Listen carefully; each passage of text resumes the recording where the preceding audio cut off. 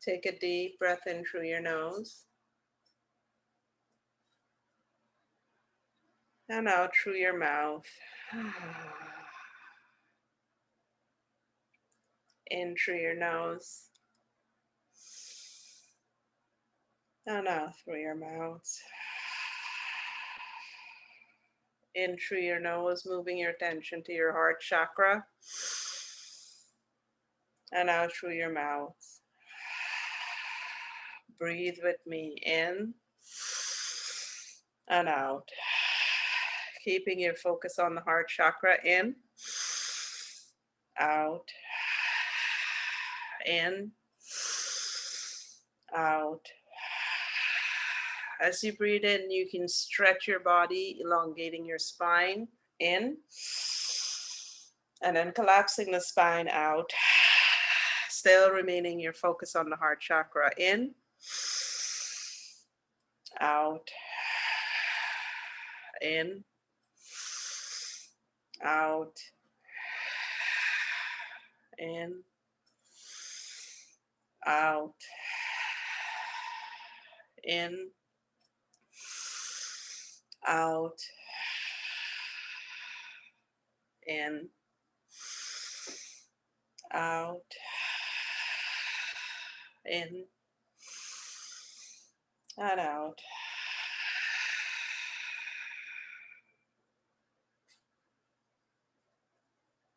On the next in breath, as you breathe out, just allow your breath to relax. In and out. Softening the breath. As you continue to focus on the heart chakra, just gently breathing in, slowly softening the breath. Breathing out through your mouth. And just moving yourself more and more into connection with your physical body. In and out. In and out.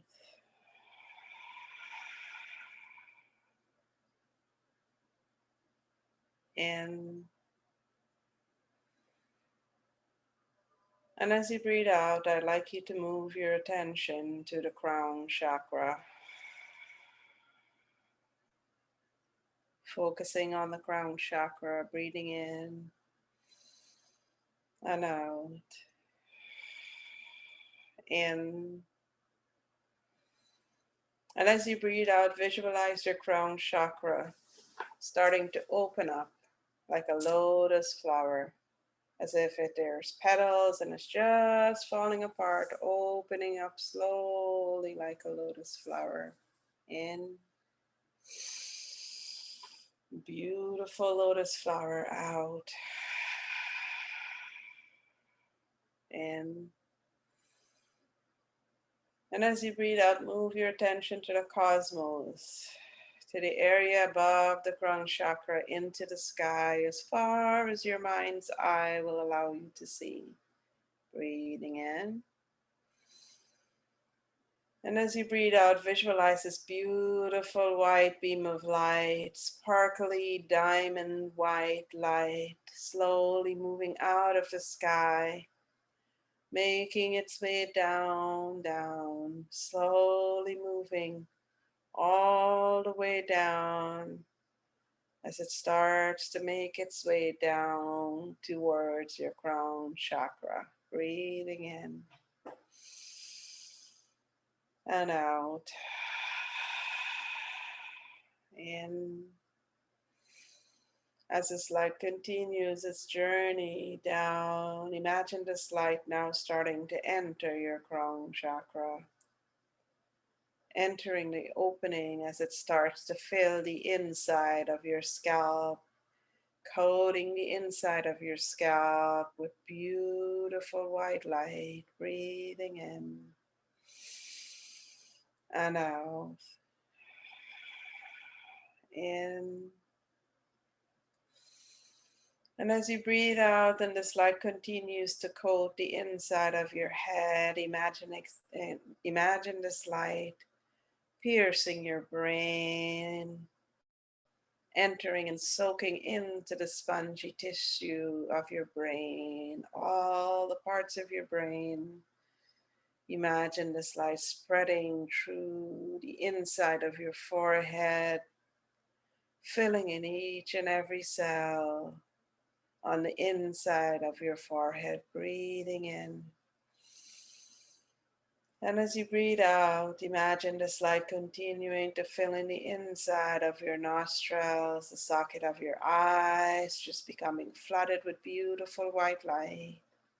Imagine this light making its way down slowly into the inside of your cheeks and just flooding the inside of your cheeks with beautiful white light, breathing in.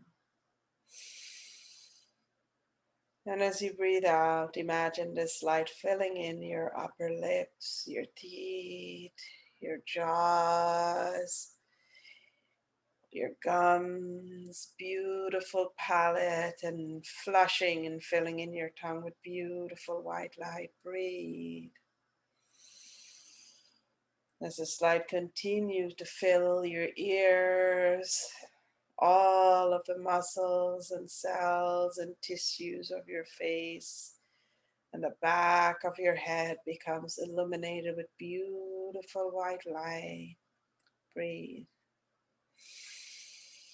And out. In. And as you breathe out, you're going to move your attention to the area at the back of your skull where this spine connects to the base of your skull. Breathing in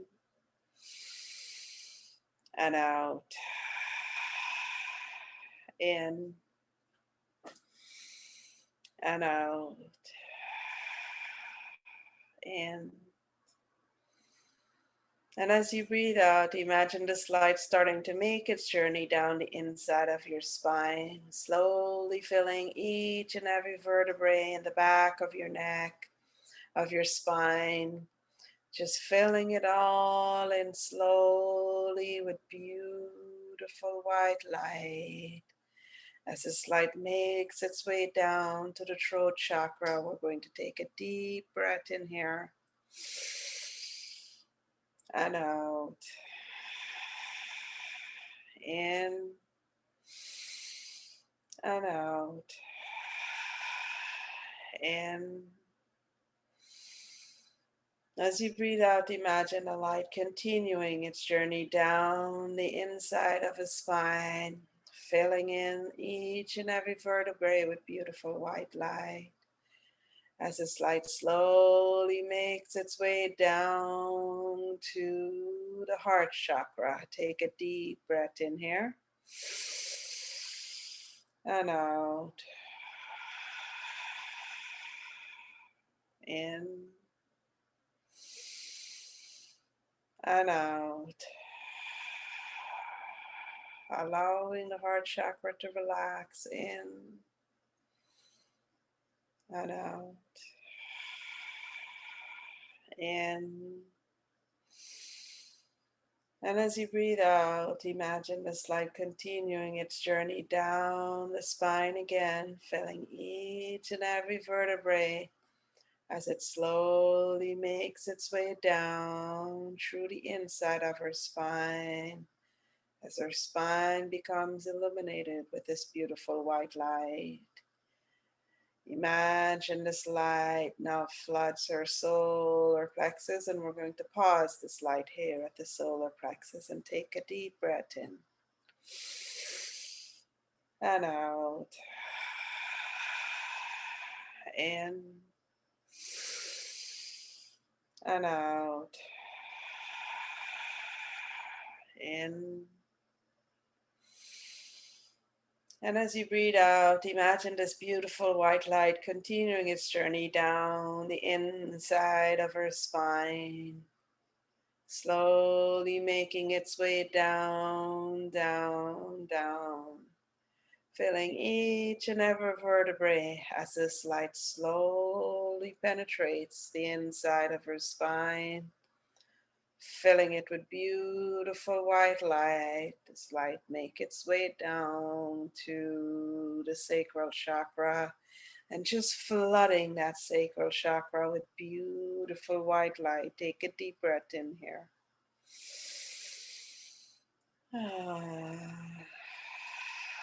In and out. In. And as you breathe out, imagine this light making its way down into the rest of your spine, slowly filling each and every vertebrae with beautiful white light as this light slowly makes its way down, down, down, down, and shooting itself out of your tailbones. Take a deep breath in here and out. In. And as you breathe out, I'd like you to move your attention to the base of the skull where you left that white light inside of your head. Taking a deep breath in and out. In. And as you breathe out, visualize this light now starting to spread from your head and your face into your beautiful necks. As this light starts to pierce every cell, muscle, tissue of your neck, just imagine your neck, the front of your neck, and the back of your neck becoming illuminated with this beautiful white light. As this light merges with the light inside of your spine, your entire neck becomes illuminated. Take a deep breath in here. And as you breathe out, imagine this light continuing, filling into the inside of your collarbones, just flushing the inside of your collarbones and your shoulders as this light slowly starts to trickle into the cells and the muscles and the flesh of the front and the back of your shoulders, filling each and every part of your shoulders with beautiful white light. Take a deep breath in. And as you breathe out, imagine this light penetrating your beautiful lungs, flooding it with white light as this light penetrates all of the areas surrounding the lungs, your heart. This light slowly makes its way into your heart, slowly filling your entire heart with beautiful white light. Take a deep breath in here and out. In and out. In. And as you breathe out, imagine this beautiful white light continuing to flood the inside of our torso as it penetrates all of the flesh and the muscles, filling in our stomach with beautiful white light. This light surrounds the stomach, starts to fill in the areas, all of the veins and cells, any organs, tissues, and muscles of the surrounding areas around our stomach. Take a deep breath in here and out as this light spreads, continuing its journey down into our bellies, filling our sides, our back, all of the muscles and the cells it surrounds our back, the inside of our belly. Imagine this light penetrating your organs. Allow your intuition to guide you to the organs that this light penetrates. You can imagine this light filling your kidneys, liver, small intestine, large intestine, Breathe as this light, this beautiful white light, illuminates all of your organs and the areas surrounding your organs on the inside of your belly. Take a deep breath in here and out. In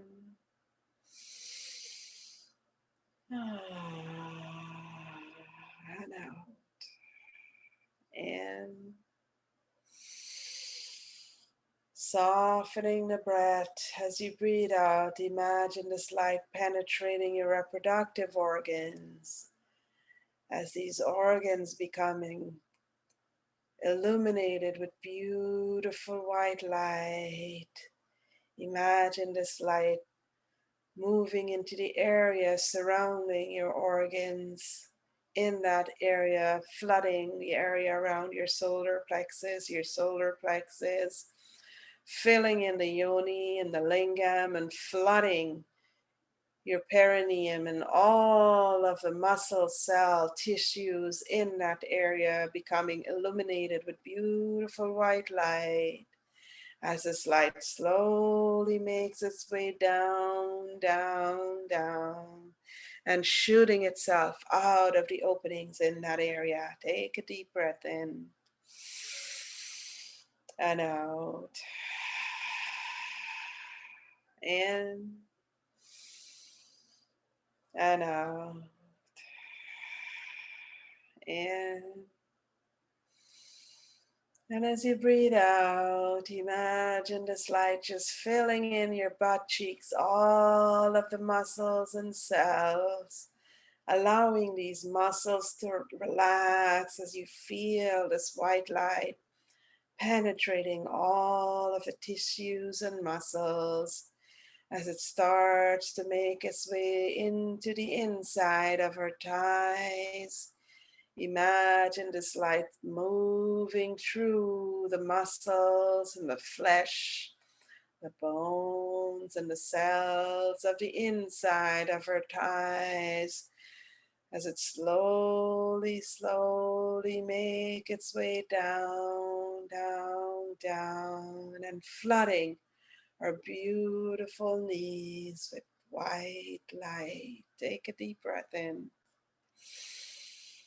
And as you breathe out, imagine this light spreading from the inside of our beautiful knees into our lower calves, flooding each and every muscle, cell, and tissue, filling in all of the bones and the veins of our beautiful little calves as this light slowly makes its way down, down, down, and flooding our beautiful ankles with white light. Take a deep breath in here and out. In. And as you breathe out, imagine this light now making its way through the inside of your feet, flooding each and every cell, tissue, tiny little bones and veins of the inside of your feet, flooding the soles of your feet with beautiful white light, with your attention remaining focused on the soles of your feet. I'd like you to take a deep breath in here and out. In and out. In. Breathing out, imagine this light now shooting itself out of the tip of your toes. If you haven't yet done so, breathing in and out. In. And as you breathe out, move your attention to your heart, your beautiful illuminated heart. In And out. And as you breathe out, imagine this light from your heart spreading, continuing to spread in through your shoulders and starting to trickle its way down into your upper arms. As this light slowly moves down through your upper arms, penetrating and filling in the veins, bones, muscles, and tissues. This light slowly makes its way down, down, down, and flooding your elbows with beautiful white light. Take a deep breath in here and out. In. And as you breathe out, imagine this light spreading into your forearm as it starts to penetrate the tiny little veins and bones, muscles and cells of your forearm. This light starts to spread its way down, down, down, all the way to your wrists and just flooding your wrists with beautiful white light. Breathe in and out. In. And as you breathe out, imagine this light starting to fill in the inside of the palms of your hands, just flushing its way out as it slowly makes its way into our fingers, all the way slowly, slowly, slowly, and shooting itself out of the tips of our fingers. Take a deep breath in and out. In and out. In. And as you breathe out, I'd like you to take a moment to just visualize with your mind's eye this beautiful illuminated white light that you are. Allow your attention to move to the soles of your feet as you visualize yourself from your feet upwards. Look at how beautiful you are. You're glowing. This beautiful white light. Your entire body is illuminated. Your feet, your torso, arms, fingers, your face, your neck, your eyes, your head, and your beautiful spine. Just allow your mind's eye to visualize the spine from the top of your head all the way down to your tailbone, and imagine as if you're sticking your entire spine on your tailbone now. Allow yourself to take in this essence of who you truly are. Look at how beautiful you are. You are this light, this beautiful, illuminating love and light.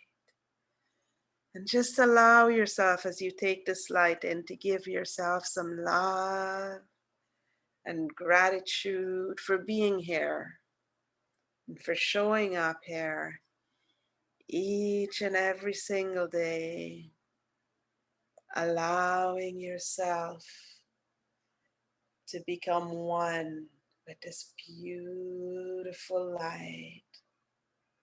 It's okay if the body just wants to disappear. Allow yourself to become one with this beautiful light. Breathing in and out. In and out. And just allow your breath to soften and be as you are, as this light. Beautiful beings. I love you so much. You're all glowing and breathing. Breathe.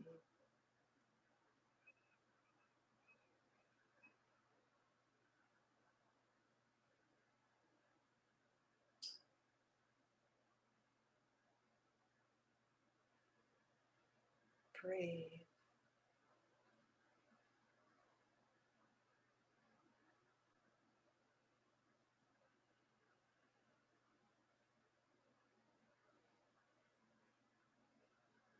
Breathe.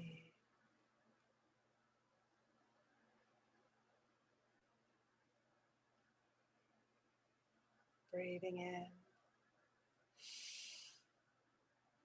And as you breathe out, allow your body and this light that you are to just disappear and just splash itself everywhere. Trusting that this beautiful light that you are will go wherever it's needed to heal and illuminate this beautiful planet and all sentient and insentient beings everywhere. Breathe.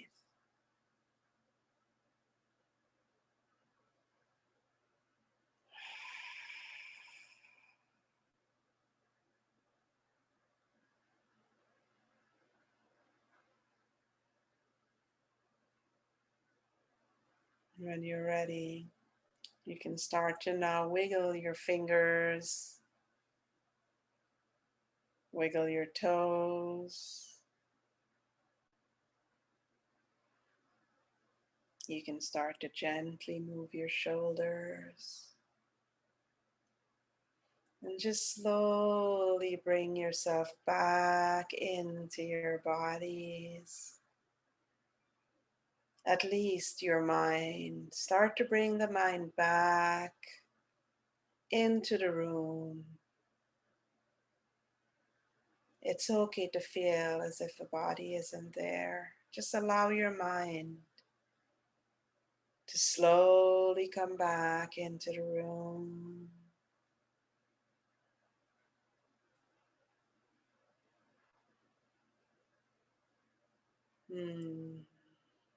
And whenever you're ready, I invite you to now slowly and gently open your eyes.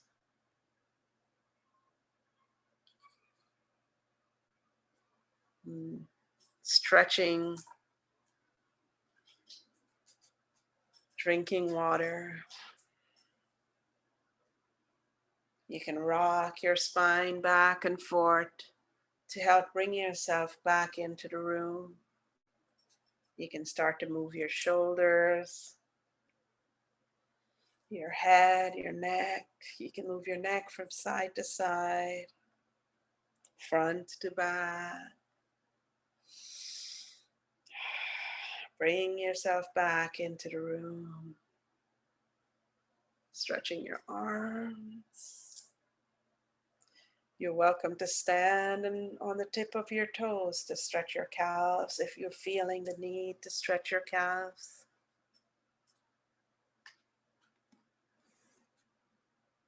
Opening up your eyes.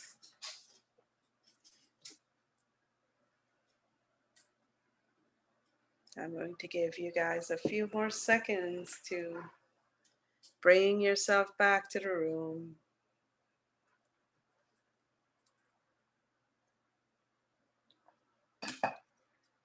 This morning it felt like I wanted to stay in that meditative state longer. So I know it's harder to come back to the room for some of you. Dermont, Chris, Victor.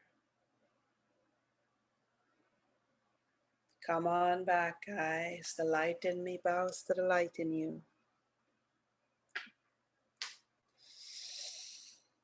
I felt that. It was deep. Mm. It is so easy to stay there. Come on back, Victor. Kara.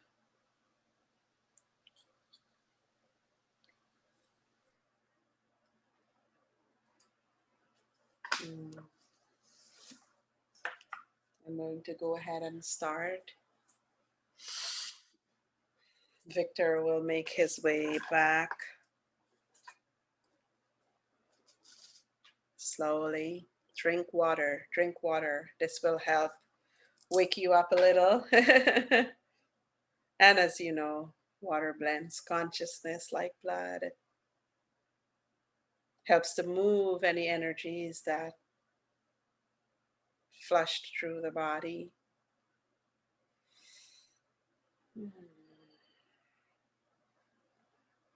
And I was telling a few people earlier today, I feel my eyes want to sleep. So energetically, I'm awake, but my eyes just keep wanting to close themselves.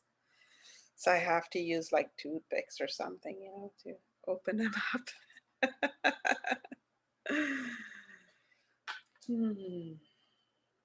There's a beautiful energy today. I can feel it.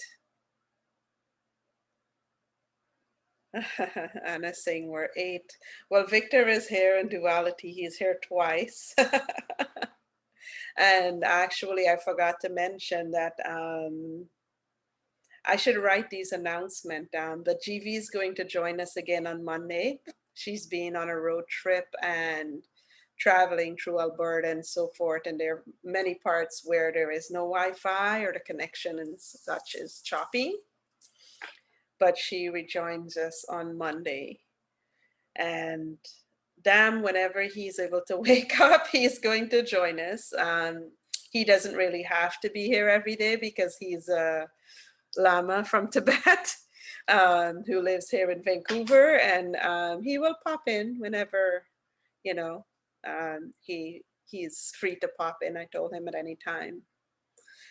So today I want to restart sharing about, we were talking about different types of energy in relation to what we consume. And after a beautiful conversation with Chris yesterday, I was generalizing yesterday when I spoke about the topic of food, especially when I was touching on the meat industry. And it's because I didn't want to go there. And then after I finished speaking with Chris, I realized that, you know what? I am there. I did go there. And rather than being general, I should step fully into my power and speak as I've experienced it from that space. So today I'm going to talk about meat and the consumption of meat and how it affects our pain body. I'm going to speak about the energy that goes into the meat, mainly, specifically when I speak, I'm speaking about the industry here in Canada and the US, because that's where majority of my own research came from. And I'm not familiar with what the meat industry is in other countries. And I learned from Christian that where he's at, they practice sustainable, and they practice sustainability, and they're very, respectful of the animals and so forth, which is very different from here in the Canada and US. And if you've seen those videos, that is very much real. So when I'm talking about low vibrational meat, I'm talking about meat that has been, where the animal has been mistreated, they were abused, they're kept in small pens, and they're treated horrifically. And animals, beautiful beings, are like people. It's only humans that are ignorant enough to think that animals are stupid and that they don't have feelings. And that is wrong. That is not true.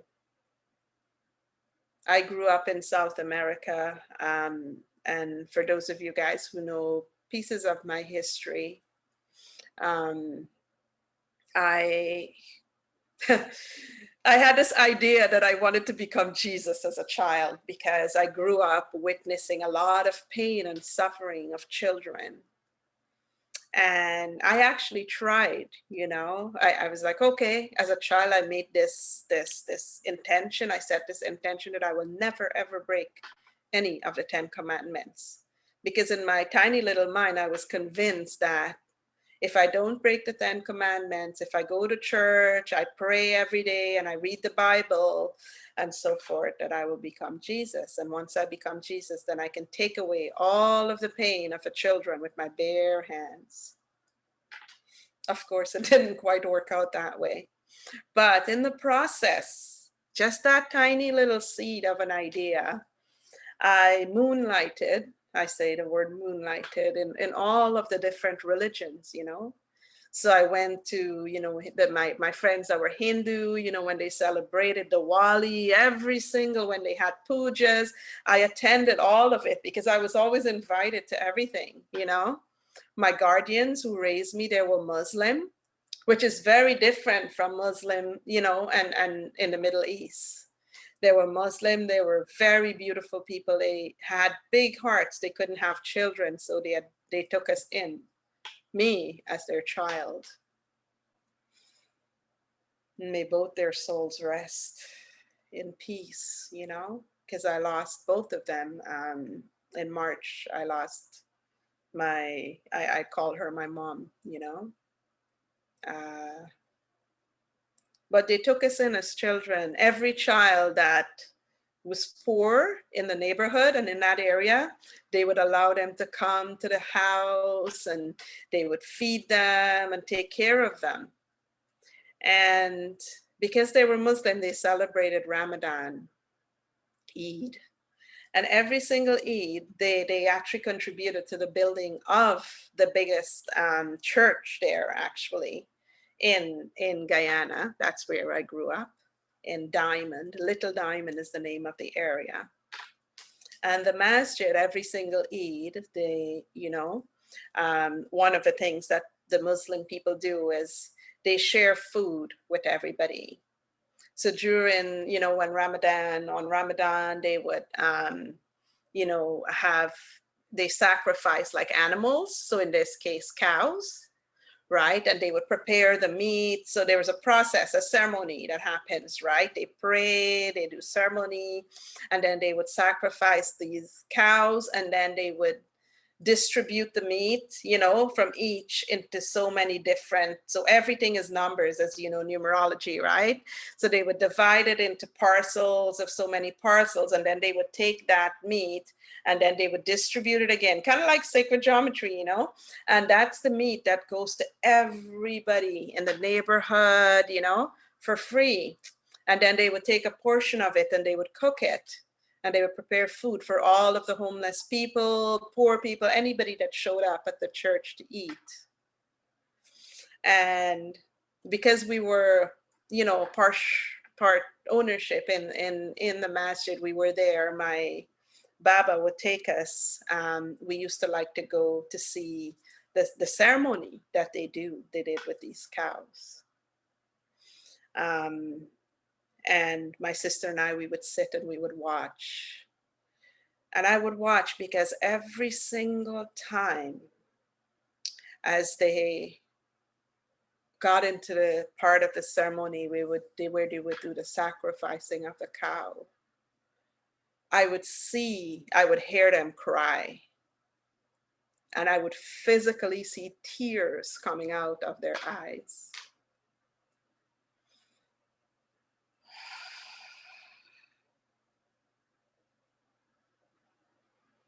So as I, got older, they had to stop taking us because I started asking questions, of course.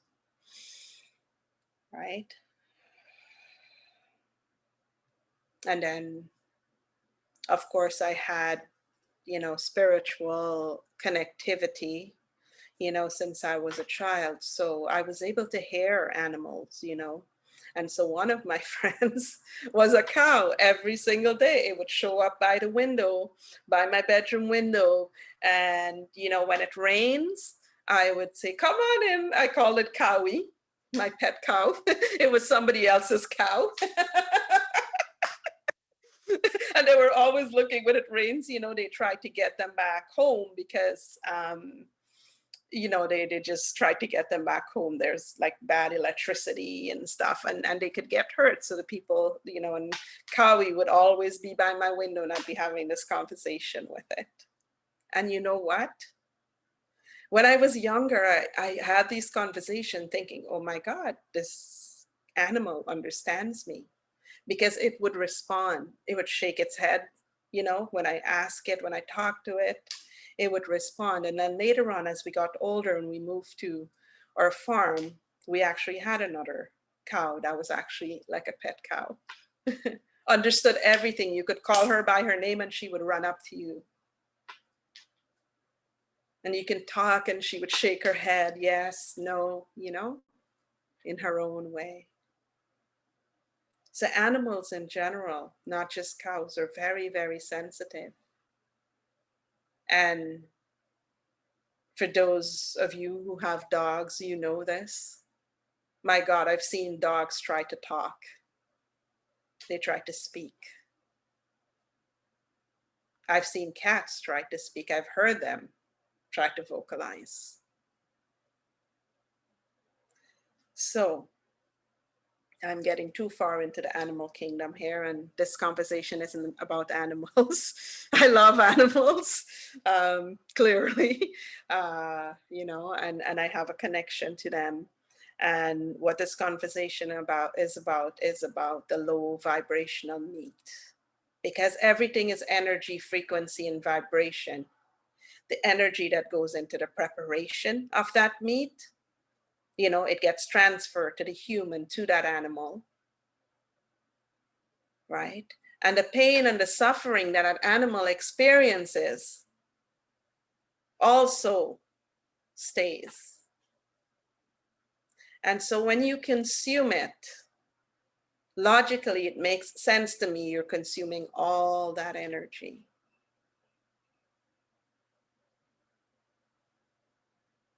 And that's what I refer to when I'm speaking about low vibrational meat. We become what we consume. We have, every single human being, all of us, we have a reptilian, for the lack of a better word. I don't like to use that word because there's so much misinformation that surrounds it. But I call it the reptilian nature because it's our animalistic nature. Depending on where we're at in our journeys, that could be a fierce nature, instinctive, right? That's why I think animals are far more evolved than us, because they're actually more tuned in to their senses, their sense of smell, their instincts can pick up things quicker and faster than we are able to, because we're so blocked. We've become so blocked. Our senses have become so blocked that we can't just go into nature, stand there and sense where the next bear might be, can we? But I assure you, if you go into nature, a lot of the animals know you're there. Some of them can smell you from a mile coming. And if you've had Kundalini activity and your senses have become heightened and you've experienced this depth of connectivity,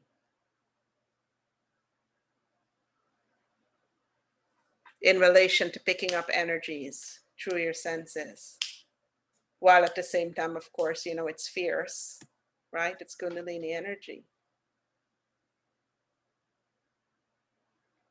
you will understand what I mean when I say we have this reptilian or animalistic nature. The parts of us that can become very vicious in a very short amount of time, no matter what bullshit anyone tells you. It's in each and every single one of us.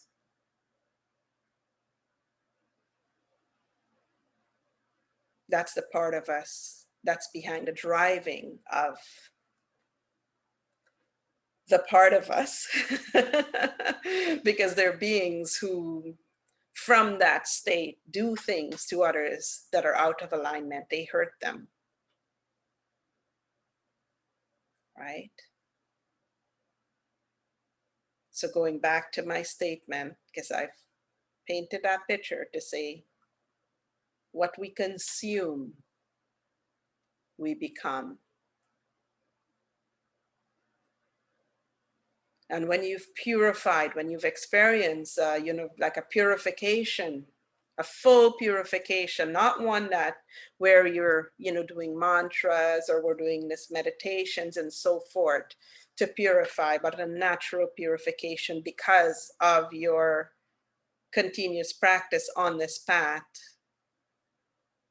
When the universe gift you a purification experience, you really get to tune in and understand when I say, when you eat meat, sometimes it can arouse, and it will arouse that reptilian nature of our being, that fierceness, that animalistic nature that we have. And I've experimented with this on myself for years. I am my own lab, actually. I do all the experiments on myself. The little scientist in me can't help myself in that regards, I've also eaten meat and gone into bliss, eating it with the intention, of course, to give the dog a little bone.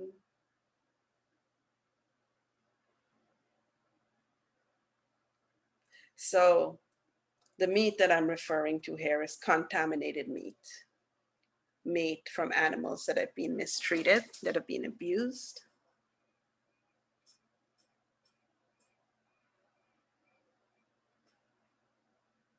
There is the indigenous people who consume meat. This is good meat, I call it, because they do not hunt an animal unless they've asked permission from that animal.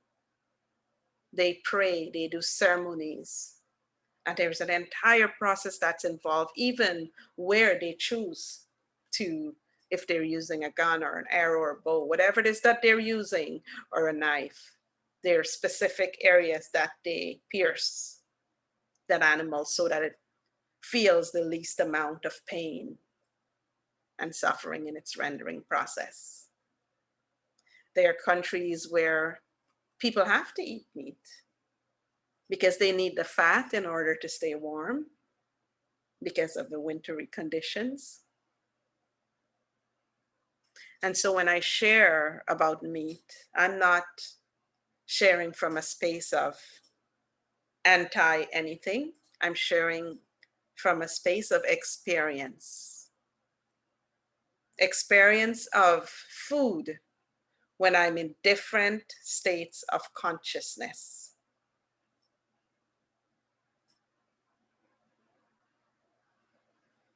And how it impacts my physical body, my pain body. So for example, I've eaten meat and I've experienced all of a sudden, like clockwork, and happens every time, and minor pain body arousal.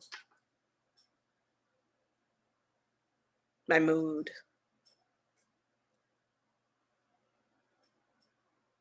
So you can play with this. Play with it. That's the whole idea of the journey, is to have fun and play with it. Learn about the different energies and how they affect you, how they impact you. And let that be your guide to determine how you're going to move through this path. Because what I'm teaching is all about alignment, coming into alignment with your highest conscious expression and experiences. But you have choice, always have choice with regards to how you're going to align. One thing I do know about this journey, you can't have one foot in and the other foot out. And there are no shortcuts. Believe me, the journey also leaves no stone unturned. The ego might convince you to think that it does, but it doesn't.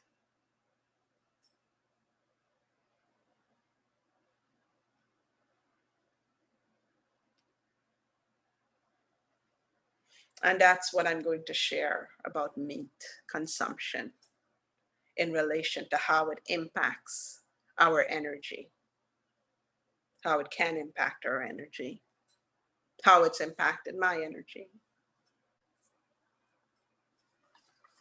The other food that I've discovered that I refer to as low vibrational, or drink in this case, is alcohol. Alcohol, speaking of pain body entities, causes an arousal of the pain body entities in you and the people that you're having it with. Okay, there's a reason why they call it spirits, literally. And actually, there's lots of research available on Google with regards to alcohol. So you're welcome to, read away. There's some fascinating information, actually.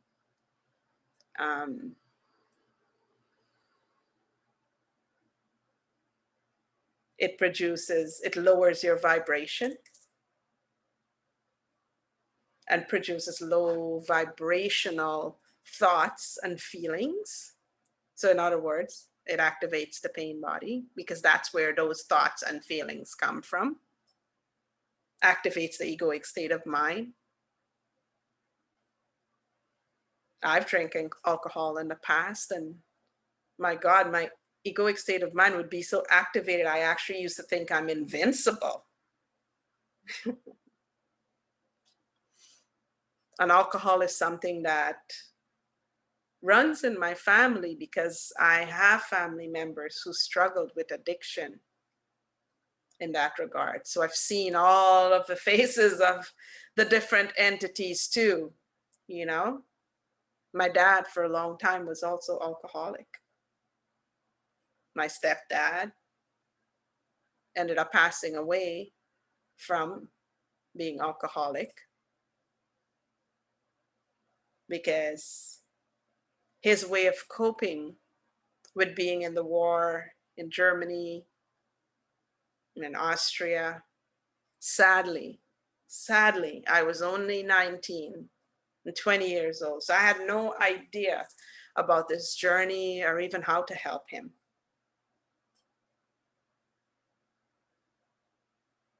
So I got to witness that misery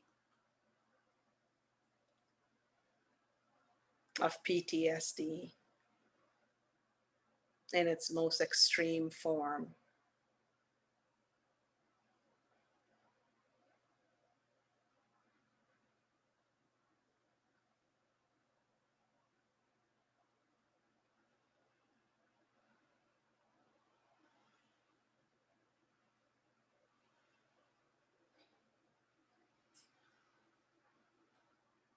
And the other, what I call it, the reason why I call it low vibrational, again, it's a drink, it's coffee.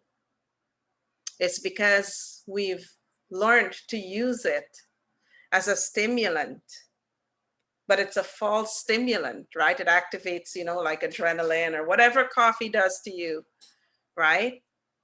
And anything that's a false stimulant, it's taking away from the body's ability to naturally do what it's designed to do. I remember I used to go around saying how coffee gave me energy, and I've heard lots of people say it. It actually doesn't give you energy. It takes away life force energy. It's quite the opposite. It just provides a false stimulation. Because anything that you put into your body that's taking away from your body's natural ability to function requires life force energy to process, extra life force energy. So you go about your day feeling, oh God, I need another coffee. And you're like dragging, your energy is just dragging around everywhere like a bloody mop because you're struggling to stay awake. But you don't really recognize, we're not able to really recognize fully unless we really start to come back to ourselves where these energy leaks happen and how they happen and why. So being mindful of what you consume is very, very important. You would be amazed how much energy you start to get back once there's literally a detox that happens when you stop coffee. You get migraines and all of these things. I was like, oh my God, it's like drugs, literally. You feel like crap when you start to detox the body from coffee, right? So when it comes to food, moderation, being mindful of what you consume is the best practice. Follow your energetic, your vibratory, your senses, your vibration, your senses, and allow that to be your guide, your awareness when you're choosing what is it that you should or shouldn't consume or would like to consume.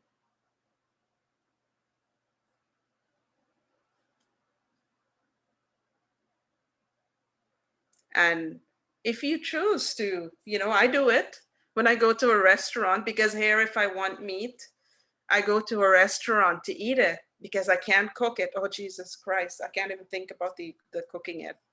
I remember I needed to give the dog a bone, and I thought, oh, okay, I'm going to buy this meat. I'm going to pray for it, ask for forgiveness of the animal. I'll go through the ceremonial process thinking that I could cook it. And I swear to God that even the little piece of meat, it freaks me out until today. It looked like it was alive in the pan, and it really freaked me out.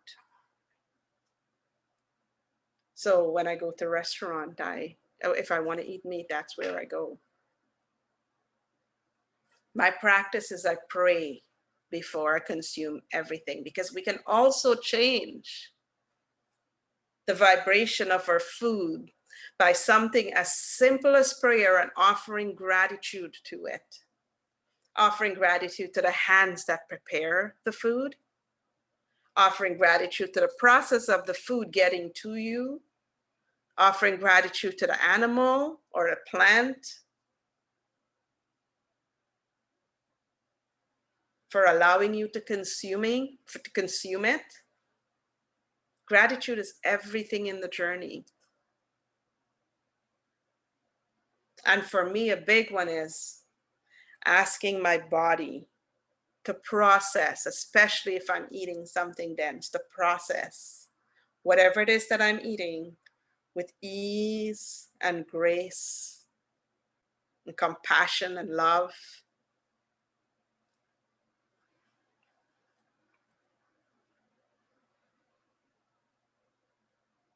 And I honor what I'm eating. It's been years, and I'm still one of the only people who, when I'm in Starbucks, you'll see me before I even drink my Starbucks. Something as simple as a matcha tea latte. I like matcha tea latte. Or if I'm buying it to go, I'm holding that cup in front of me as I'm walking, and I'm giving thanks, offering it before I consume it. Practice praying before you consume everything. In relation to junk food, well, that's literally what it is. I call it garbage. Now I know, sadly, that's the food that's cheaper to buy. So in a way, it has its service, its way of serving those who struggle to afford to buy, to purchase affordable food. I was in that category a few years ago because I started my journey in a homeless shelter. And so my food came from the food bank. Cans of, we were in 2014 and I received a can of, I will never forget this. All of the stuff that came to the shelter, most of it was expired. And a lot of the rice and beans and stuff, they would have bugs. They were so old. And once I received this thing of curry from like 19 something anyways, I was like, whoa, it was like ancient.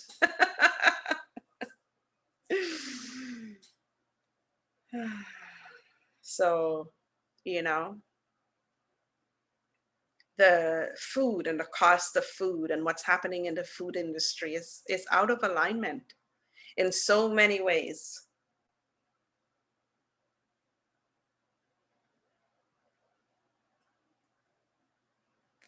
That I'm going to pause my share on food because there's something in there that is grossly out of alignment.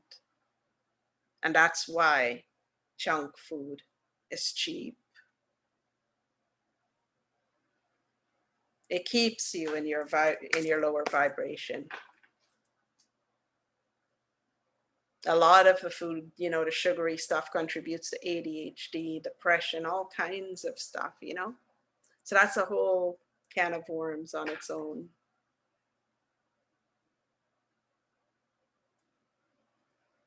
So my recommendation in retraining yourselves to,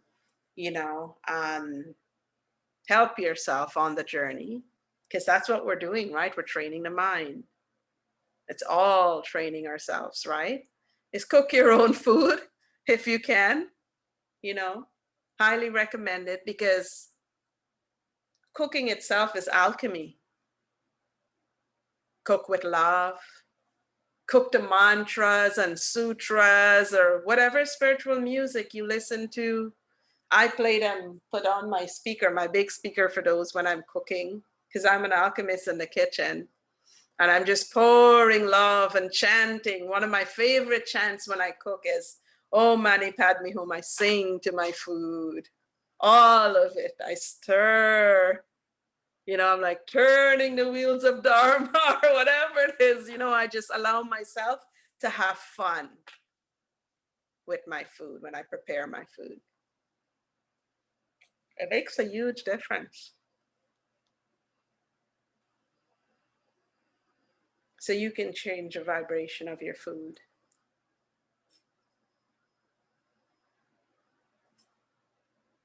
And pray, always pray before you consume everything.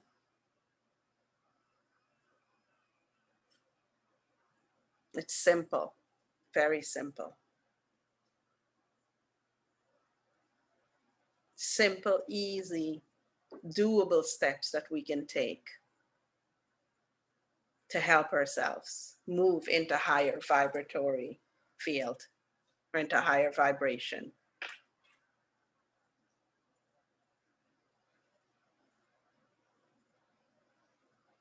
And one of the things I want to mention here is I put a little note for myself when it comes to cravings and weight loss.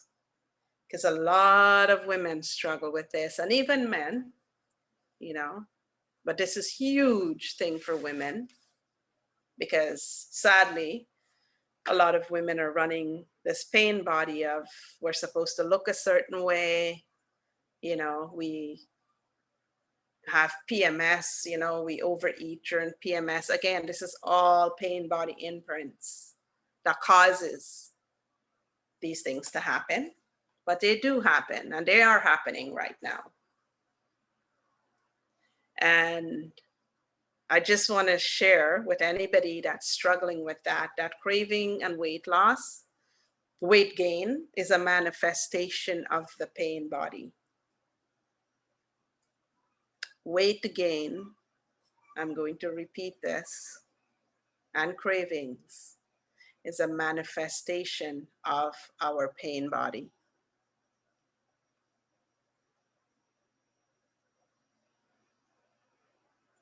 And I've discovered that the more you dissolve the pain body and you start to eat mindfully, the more cleaner you feel energetically, the less you start to crave.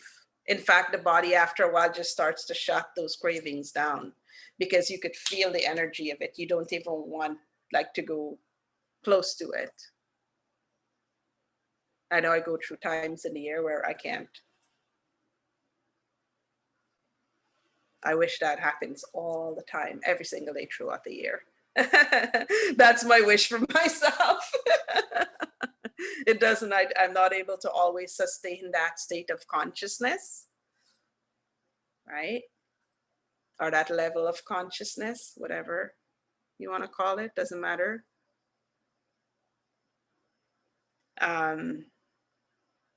Because the less you crave, of course, and naturally you will find you start to lose weight.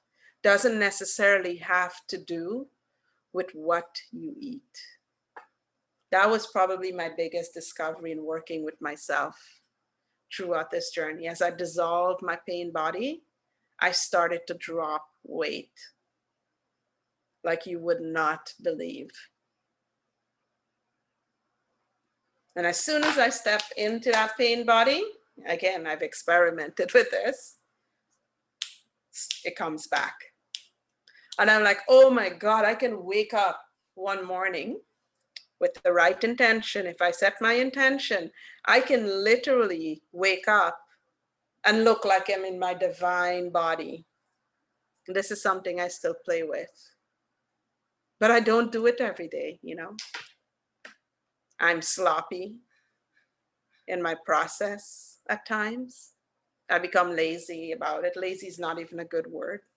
I become sloppy in my process. And I don't always do those things, you know. Instead, I think about the Starbucks and the matcha that I really, really want right now. Even though I know it's really bad for me. You know, well, it's not, you know, but you know what? If I'm going to have that matcha, or if I'm going to go eat something that I know it's in a lower vibration and it doesn't serve me, I enjoy it. And that's the key, right? If you're going to be with it, be with all of it, right? Allow yourself to be in your joy no matter what. So there's no guilt happening over here ever in that regards. Guilt was a battle for many, many years when it came to my relationship with food. And thank God that's over. But it's sad. What I wanted to mention is that, you know,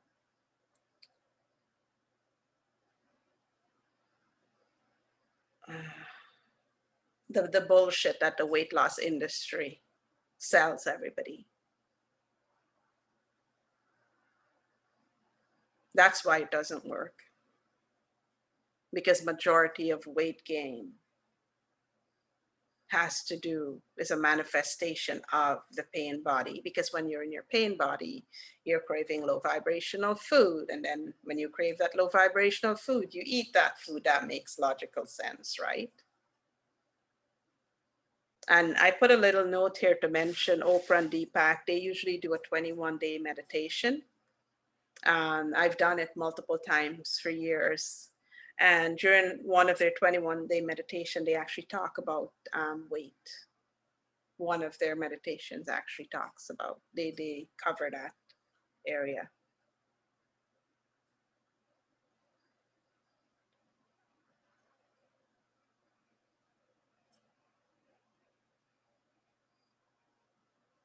Oh, we're doing really good for time. And so that's everything on food. Everything else is up to you guys to play with. You know, all of it is up to you guys to play with. In relation to, you know, we're talking about the right effort. The other big, hairy industry that I'm going to mention because it's relating to music and entertainment, right? I decided to be specific with this one too. That conversation we had, Christian, yesterday served me really well. So thank you. What you listen to, again, what you consume blends consciousness. Music blends consciousness. And there's a lot of music out there that feeds the pain body. So in the lower vibration, I refer to that as anything that feeds victim consciousness, violence, you know, the aggressive and anger that speaks of division or any of that stuff, judgment. It's all low vibrational music because all it's doing, it's feeding our pain body. And then there's beautiful music like the solfeggio frequencies, music that's remastered or replayed, you know, at 432 hertz. And even now it's becoming a little tricky because a lot of music are raising the frequency, you know, of the recordings. However, if you listen to the content, it's tricky. And this is why pure awareness is so important. Because when you listen to the content, it's garbage. It's still designed to feed the pain body. So be mindful with that. You know, today in the music and the sharing of music, I chose Eminem because I love Eminem. His music is a great example for this point. When you're in your pain body and you listen to Eminem music, it feeds the pain body. When you're not, and it's brilliant. It's absolutely brilliant because he sings truth in so many levels. And then when you're not in the pain body and you listen to his music, the message is very different. And you get to see the brilliance of his some of his music, not all of it, some of it. And I love Eminem, again, because he sings truth. His music can be inspirational. So that pain body music, if you're not listening to it, if your pain body isn't active when you're listening to it and you're not in your victim consciousness mode, you know, and it's not fueling your anger, it could actually, that same music has the ability to inspire you.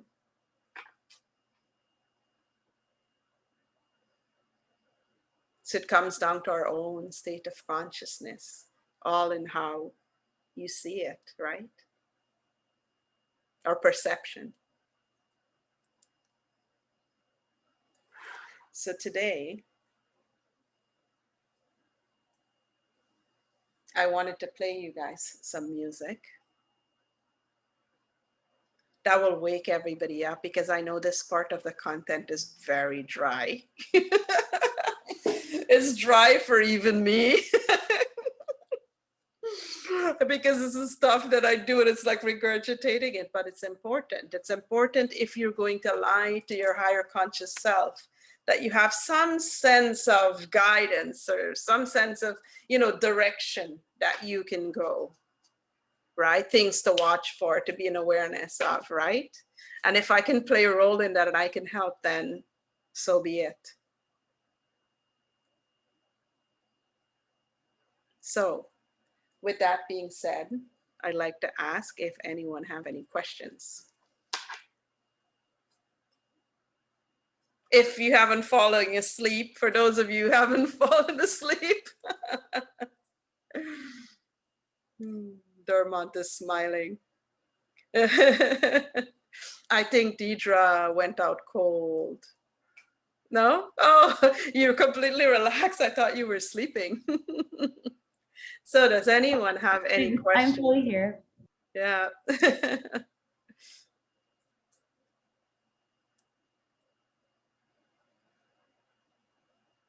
No questions. Oh, Dormant have a question. Go ahead and unmute yourself. Yeah, no, you mentioned about dissolving the pain body. If you have any more directions on that, would be very helpful. Yes. Yeah. We're going to be diving deep into that. Okay. Actually. Okay. So because I know you guys wanted to know how to support yourself over the next 21 days, what I did is, as we talked about the right effort in the Eightfold Path, I skipped through a bunch of content to jump into sharing about food and things so that you guys can get some ideas of how to support yourselves over the next 21 days. And the plan is, well, it's not going to happen today, is we've covered food, you know, there is movement, ceremonies. Let's see, there's movement and ceremonies. Okay, so I'll probably stop at movement and ceremonies, and then we will go back, and this is where we're going to start to dive in to the pain body. Because so far we've been preparing the mind. We've been preparing the mind, right? Because from here forth, the content becomes a little deeper. So we've been preparing the mind by giving you a general idea of, you know, suffering, the causation of suffering, different things that plays into the role of the causation of suffering. So all the different parts that makes the whole. And it might be a little dry, but we do go deeper.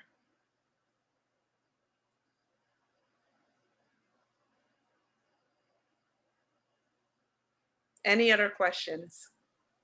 I have one question. Is pasta low vibration? Pasta? Yep. So that's an interesting question, because I personally don't eat pasta because of the gluten content, which destroys the stomach lining, by the way. So in my mind, regular pasta, low vibration. Now, there's all kinds of different pasta, because there's pasta that is made out of different types of, you know, like for me, if I want to eat pasta, I usually have like zucchini noodles. I never thought I could make noodles out of zucchini, you know, and different vegetables. Or if I really want to have pasta, then, you know, like pasta, I would choose the whole wheat option, like a whole wheat option, or an option maybe that's made out of a different type of grain. Yes. So choosing your grain wisely is important, but I personally don't include pasta, very rarely in my diet altogether, because it's tasty. Even the, you know, pardon me for lack of a better word, but even the crappy pasta is very tasty. You know, I love spaghetti. Of course, my kids love spaghetti, right? But I've fed her, like, you know, zucchini noodles and, you know, different types of grains in terms of noodles. So I pick my grains very carefully, and she loves the plant-based pasta that we make. So yeah, I'm just asking this because I'm eating a lot of pasta. Here is what I would suggest. When you eat the pasta, after you eat, feel how it impacts your energy. because the stuff that's loaded with gluten also requires more life force energy to digest. For me, if I eat like gluten pasta, I would look like I'm birthing a child, like I have a baby. And it takes forever. My body doesn't want to process it. My body is saying no. Listen to that. And that's really important in food in general. If your body is saying no to something, chances are something is wrong. Listen to that. So yeah, pay attention to how it impacts your energy, your life force energy, and how your physical body feels after you've eaten it. And journal, because I'm curious to know your answer. Right. Yeah. I'm having a bit of a belly. Mm-hmm. So I'm noticing that. Yeah. Just from doing it. There is long-term damage actually from eating, all of these glutinous food with like all the stuff that they put into it to the body, like to the stomach, because I'm working on repairing my stomach.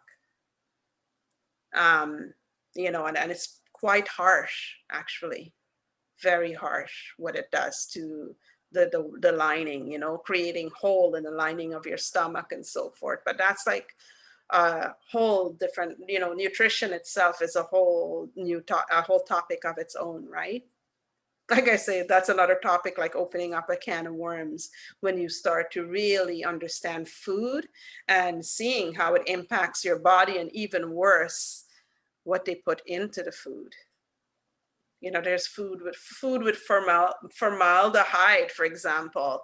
Like, isn't that the thing that you put on dead people, and it's like it makes its way into our food. It's actually horrific, right? So being mindful of what you consume.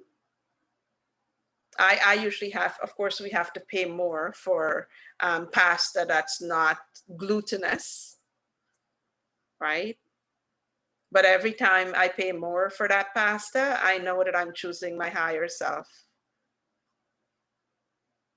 And it makes a huge difference in how I feel.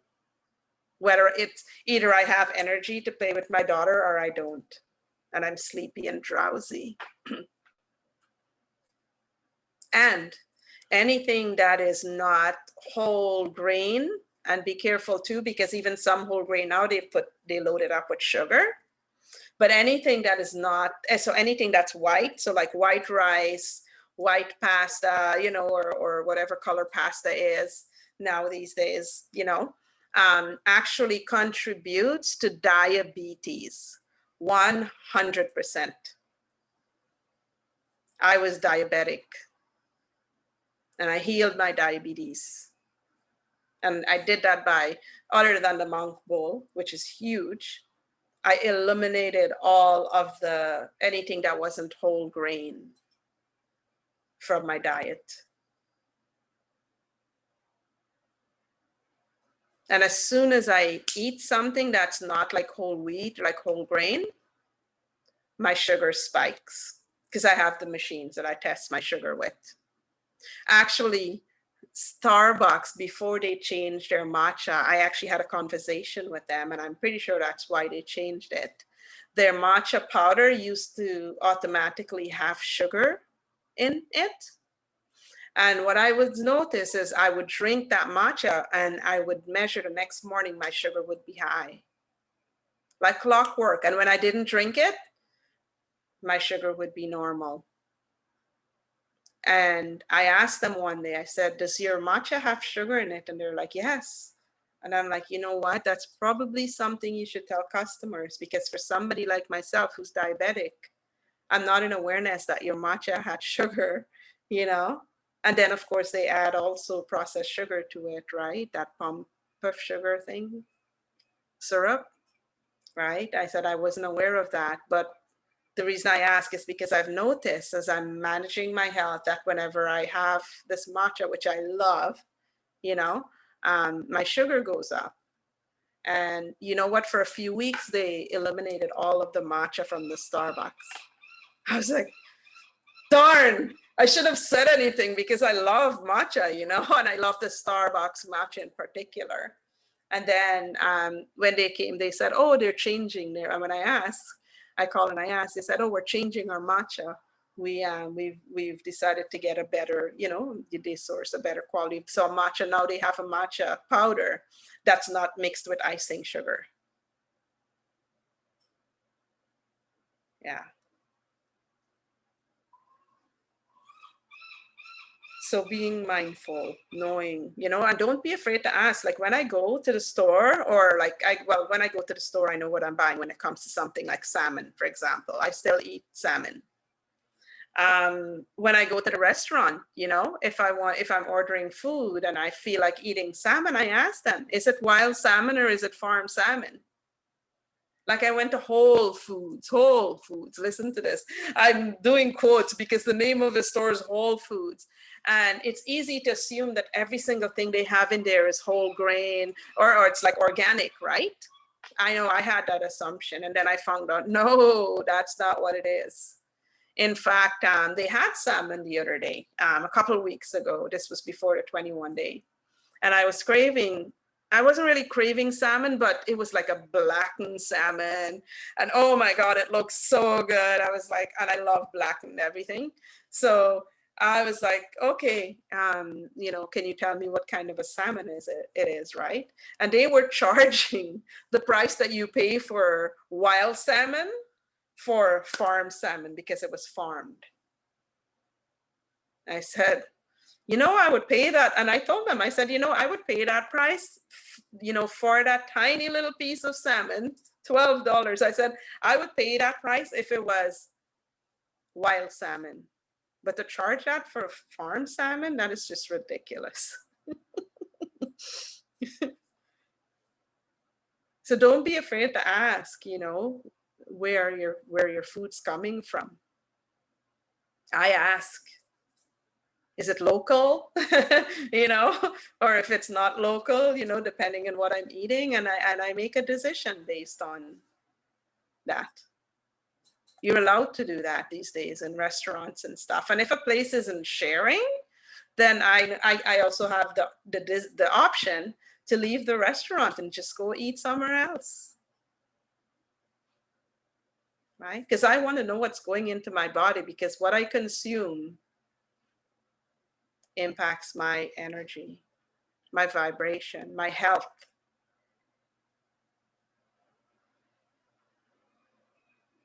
Are there any other questions? Did that answer your question, Victor? Okay. Is there something else that you want to know more in with that regards? You can unmute. I don't really. Actually, I have to take out these headphones. I don't know. I guess I'm trying to figure it out, because I go on the whole food plant-based whole thing. So whatever grains I'm using is all whole grain, and it's really healthy. But I don't know. I'm just noticing that I'm just getting a belly. Like I eat once a day only, even as that type of diet, and yeah, I'm getting a belly from this type of thing. And most likely, I think it's coming from the fact that maybe I don't need more food than before. So I mean, when you kind of like take out all these pain body stuff, I think what goes on is you're not really feeding that pain anymore, so you don't have to eat more. Yeah. So for me, I'm so used to eating so much food. And now I noticed yesterday that instead of using that whole packet of pasta, I could have used like half of it, or maybe even a third of it instead. And I would have felt satiated. So I'm just kind of like looking to see, you know, how I could improve on it more or something. I can recall. I Okay, recall, Victor. I do have the same. Pause for 1 second, Christian. Hang on. Hang on a sec. So Victor, play with really play is very important in the journey. So just briefly, I recommend playing with, like you said, the amount that you're eating. Listen, most very important, listen to your vibration and tune into how you're feeling after you're eating, because it might not even be the pasta, it might be something else that you're unsuspecting of, right? There might be something that's going on in the stomach in relation to digestion, right? So play with that energy, allow yourself to tune in and tap into your body and listen. Most importantly, how you feel after you eat. What times of day do you eat? You know what I mean? All of that takes into consideration too. The times of day that you eat, how much you eat, what you eat. Those are all things to, pay attention to when it comes to food.